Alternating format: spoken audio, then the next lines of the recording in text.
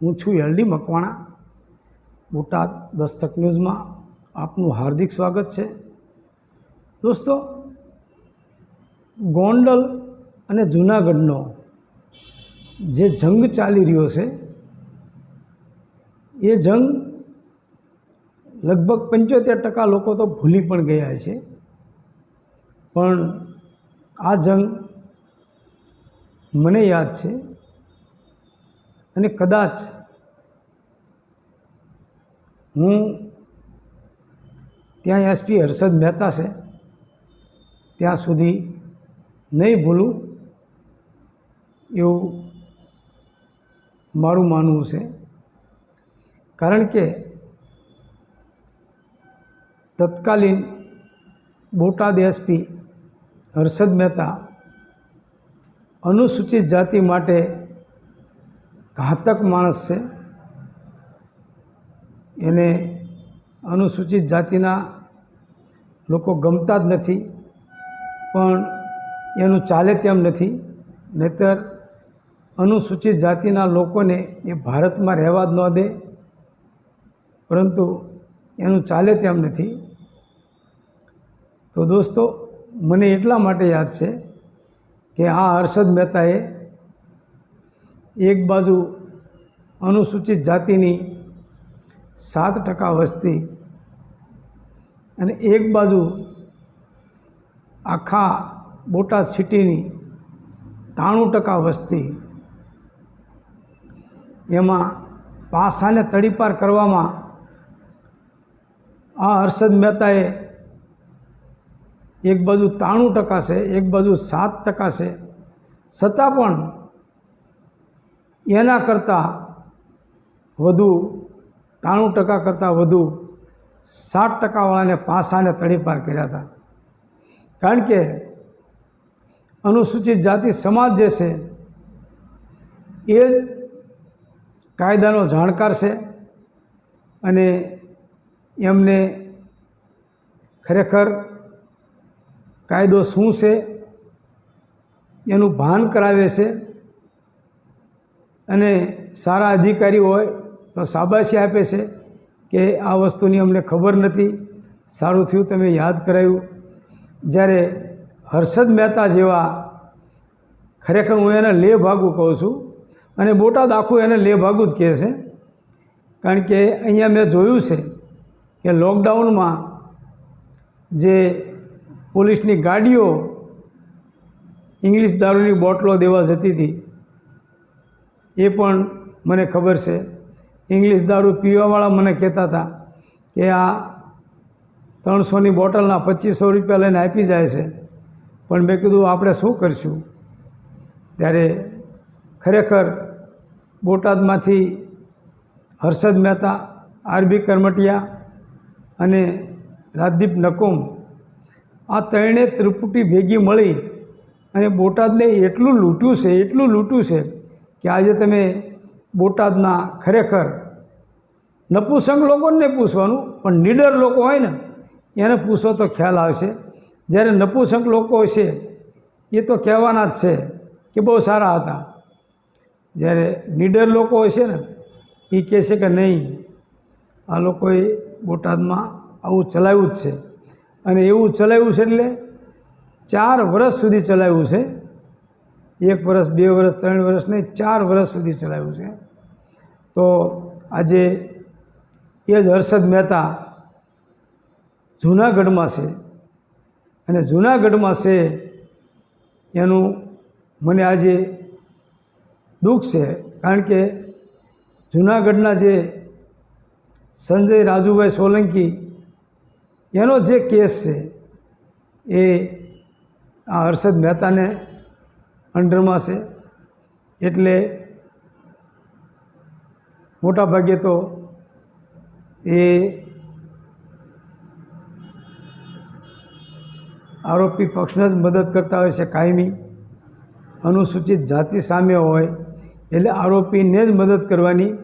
બોટાદમાં, ગુજરાત આખામાં પહેલાં એટ્રોસિટીમાં ટેબલ જામીન ઉપર છોડવાની શરૂઆત આ બોટાદ એસપી, તત્કાલીન બોટાદ એસપી હર્ષદ મહેતાએ કરેલી છે। એટલે મેં પહેલેથી કહેતો આવું છું કે આ હર્ષદ મહેતાનું જૂનાગઢવાસીઓ ધ્યાન રાખજો, કારણ કે એક ભાઈ જૂનાગઢ અનુસૂચિત જાતિના ભાઈ, નામ તો હું ભૂલી ગયો છું, એને એસપી કચેરીની સામે દવા પીધી હતી. ત્યાર પછી એક માણસને ખાતા ફ્રીઝ કરવાના કેસમાં અમદાવાદથી પકડી લાવી અને એને ઢોરમાર મારી અને મોતને ઘાટ ઉતારી દીધો. એ પણ અનુસૂચિત જાતિ જ હતો. એટલે અનુસૂચિત જાતિના લોકો આ હર્ષદ મહેતાને ગમતા નથી, એ વાત પાકી છે. એટલે આ કેસ હજી, હું તો એમ કહું છું કે હજી આ કેસ નીલની પ્રાય, અગર તો હસમુખ પટેલ જેવા નિષ્ઠાવાન અધિકારી કે જે કોઈનું પણ શરમ ન ભરે એવા અધિકારી છે ગુજરાતમાં, એવા 4-5 અધિકારી છે. એમાંના આ 2 અધિકારી છે, નીલની પ્રાય અને હસમુખ પટેલ. એને આ તપાસ સોંપવામાં આવે તો ખરેખર એ દૂધનું દૂધ અને પાણીનું પાણી કરી બતાવશે. હવે આપણે મૂળ વાત ઉપર આવીએ તો ગોંડલના સત્તા પક્ષના ધારાસભ્ય ગીતાબેન જાડેજા અને પૂર્વ ધારાસભ્ય જયરાજસિંહ જાડેજાના પુત્ર ગણેશ જાડેજા, જે ખરેખર કહેવાય કે એવું ન કહી શકાય, સત્તાનો દુરુપયોગ કરી અને જે ગોંડલમાં જે ચલાવી રહ્યા છે એ ખરેખર દુઃખદ બાબત છે. સત્તાની આડમાં, સત્તાની ઓથના કારણે કાયદાને પોતાના પિતાની જાગીર સમજી આ શરમજનક કૃત્ય કરેલ છે. જયરાજસિંહે નિલેશ રૈયાણી હત્યા કરી હતી, તેથી તેને આજીવન કેદની સજા થઈ છે. પણ શરતી જામીન ઉપર છૂટેલ છે. જૂનાગઢના અનુસૂચિત જાતિ યુવક સંજય રાજુભાઈ સોલંકી, ઉંમર વર્ષ 26, એને તારીખ 30 મે 2024ના રોજ રાત્રે 11 વાગ્યે કાળવા ચોક પાસે પોતાના 6 વર્ષના પુત્ર સાથે પસાર થતો હતો, ત્યારે એક કારે જોખમી રીતે પસાર થઈ બ્રેક મારી હતી. ત્યારે સંજયે કાર ચાલકને સારી રીતે કાર ચલાવવાનું કહેતા, બસ આટલું કહેવાય જ કેમ, કારમાંથી ઈસમો નીચે ઉતર્યા. થોડી વારમાં બીજી કાર આવી, 10 ઈસમોએ ઝઘડો શરૂ કર્યો. ત્યાં સંજયના પિતા રાજુભાઈ આવી ગયા. કારમાં ગણેશસિંહ બેઠા હતા. તે રાજુભાઈને ઓળખતો હોવાથી એ સમયે સમાધાન થયેલ. એ પછી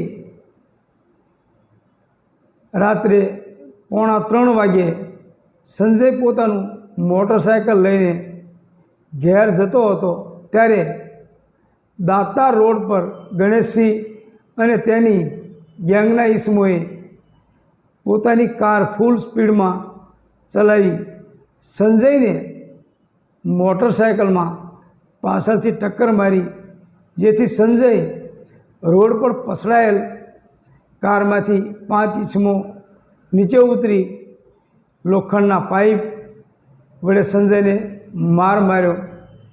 એ દરમિયાન બીજી 2 કાર આવી, તેમાંથી કેટલાક ઈસમો નીચે ઉતર્યા અને સંજયને બળજબરીપૂર્વક કારમાં બેસાડી અપહરણ કરી ગોંડલ ગણેશસિંહના ગણેશગઢ ફાર્મમાં લઈ ગયા. તેમાં એક પોલીસ કોન્સ્ટેબલ હતો, તેણે સંજયને કારમાં માર મારેલ અને જાતિસૂચક ગાળ આપી કહેલ કે આને મારો. આ લોકોનો ત્રાસ વધી ગયેલ છે. સંજયને ગણેશસિંહની ઓફિસમાં લઈ ગયેલ. ત્યાં 5-6 ઈસમો પિસ્તોલ અને લોખંડના પાઇપ સાથે હાજર હતા. તેમણે ગણેશના કહેવાથી સંજયના કપડાં કાઢી નાખ્યા અને આડેધડ ઢીકા પાટલોનો માર મારેલ અને ધમકી અને માફી મગાવેલ અને ધમકી આપી કે જૂનાગઢ કોંગ્રેસ NSUમાંથી રાજીનામું આપી દેજે એવી ધમકી આપે. તે સમયે ધારાસભ્ય ગીતાબેને કહેલ કે આને મારી નાખો, કૂવામાં નાખી દો. ત્યારબાદ સંજયને ભેંસાણ ચોકડી પર છોડી દીધો હતો અને ત્યાંથી સંજય સીધો Junagadh A division police station પહોંચી 10 આરોપીઓ સામે IPC કલમ 143, 147, 148, 149, 307, 365, 323, 504, 506(2) આર્મ્સ એક્ટ કલમ 25(1)(B)(A) તથા એટ્રોસિટી એક્ટ કલમ 31(R)(S) 3(2)(5) હેઠળ FIR નોંધાવી હતી. પોલીસે આ ફરિયાદ 31 મે 2024ના સવારના 9:30 વાગ્યે નોંધી હતી. થોડા મુદ્દાઓ લઈએ તો ગુજરાતમાં સત્તા પક્ષના ધારાસભ્યને કે તેમના સંતાનોને કાયદો લાગુ નથી પડતો.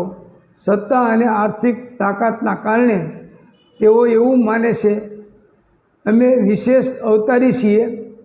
એક દલિત ગાડી સરખી રીતે ચલાવવાનું કહે તો કઈ રીતે સહન થાય તેવી સામંતવાદી માનસિકતાના કારણે ન કરવાના કૃત્યો કરે છે.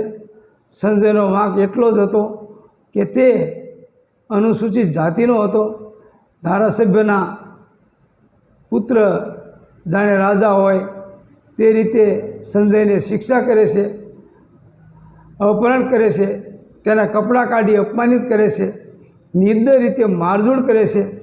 આ બધું કર્યા પછી તેને રોડ ઉપર છોડી દેવામાં આવે છે. દરેક તાલુકામાં આવા ગુંડાઓ છે.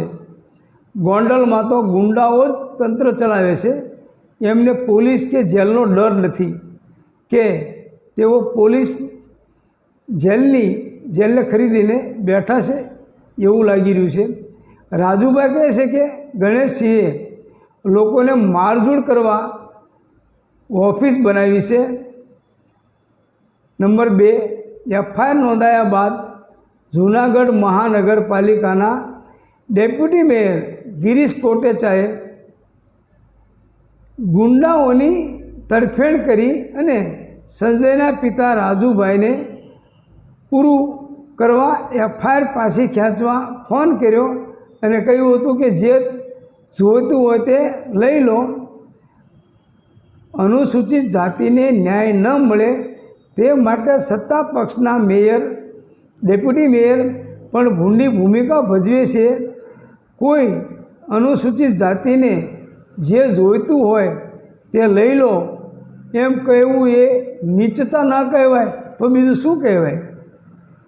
રાજુભાઈએ ગિરીશ કોટેચાને કહેલ કે ધારાસભ્ય ગીતાબેનને કહેલ કે આને મારી નાખો, કૂવામાં નાખી દો. ધારાસભ્ય ગીતાબેન પણ સહ આરોપી છે, સંવેદનહીન જ હોય છે.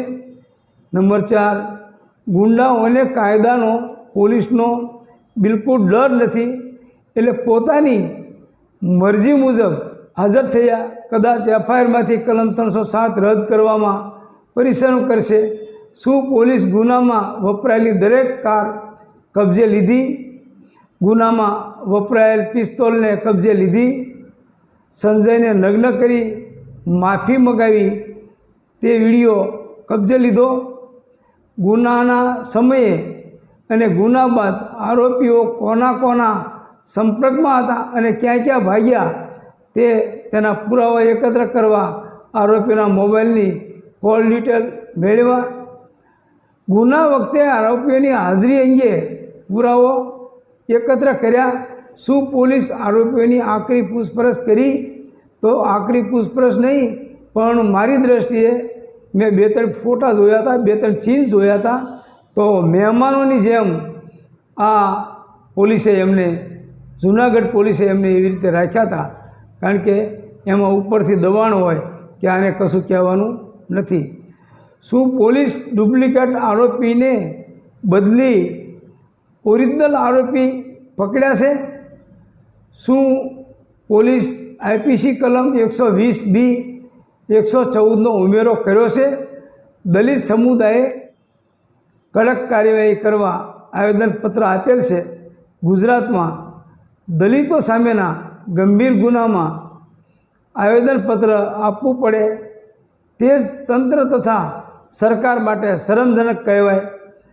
શાસકો અનુસૂચિત જાતિમાં સુરક્ષા તથા વિશ્વાસ પ્રગટાવી શક્યા નથી. ધારાસભ્ય જિજ્ઞેશ મેવાણી આ અત્યાચાર સામે અવાજ ઉઠાવ્યો છે. નંબર 5, આવું ગુજરાત કોણે બનાવ્યું? સમાજ તથા દેશના વિકાસ માટે જરૂરી છે કે સામંતવાદી માનસિકતા તથા ઊંચ નીચની મનોવૃત્તિનો ત્યાગ કરવો જોઈએ. આધુનિક તથા પ્રગતિશીલ મૂલ્યોનું સ્થાપન કરવું જોઈએ. પરંતુ ગોડસેવાદી શાસને સમાજમાં નકલી હિન્દુત્વના નામે ઊંચ નીચના ભેદભાવ ટકાવી રાખવા ઝુંબેશ આદરી છે. અને લખી લો, પ્રત્યેક નકલી હિન્દુત્વનો ઝંડાધારી દલિત વિરોધી હોય છે, ગરીબ તથા વંચિત વિરોધી હોય છે.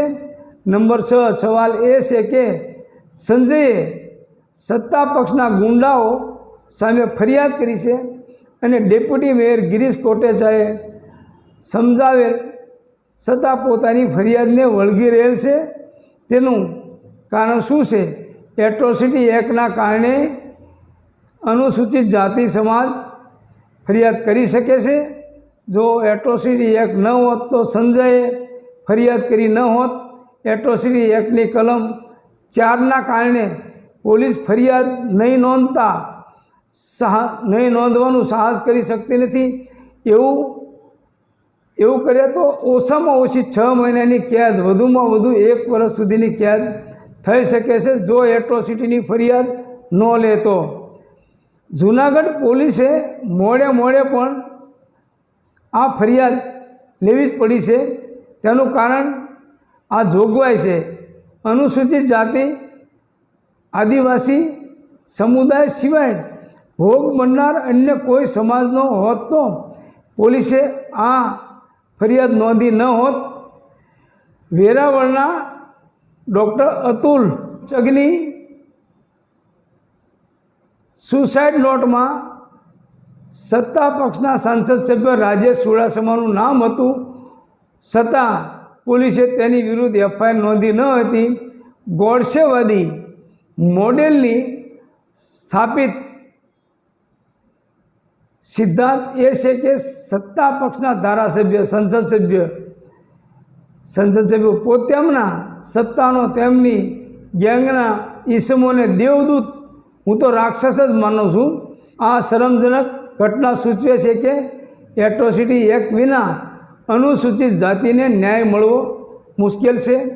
આ બાબતે હજુ પણ હું કહું છું કે જૂનાગઢ એસપી પાસેથી તપાસ લઈ સ્પેશિયલ ઇન્વેસ્ટિગેશન ટીમ તરીકે નિલીપ રાય અગર હસમુખ પટેલને આ તપાસ સોંપી જોઈએ તો દૂધનું દૂધ ને પાણીનું પાણી થઈ જાય છે। અને હા, જેલમાં આ 10 જણા છે તો તમામ આખી જેલ એના કંટ્રોલમાં આવી જશે અને આ 10 જણા એ આખી જેલ ઉપર રાજ કરશે એવું મારું માનવું છે। કારણ કે આ લોકોને અલગ અલગ 4-5 જેલમાં ખરેખર એક બે ત્રણ વહેંચી નાખવાની તાતી જરૂર હોય એવું મને દેખાઈ રહ્યું છે। Botad Dastak news, LD Makwana, Botad.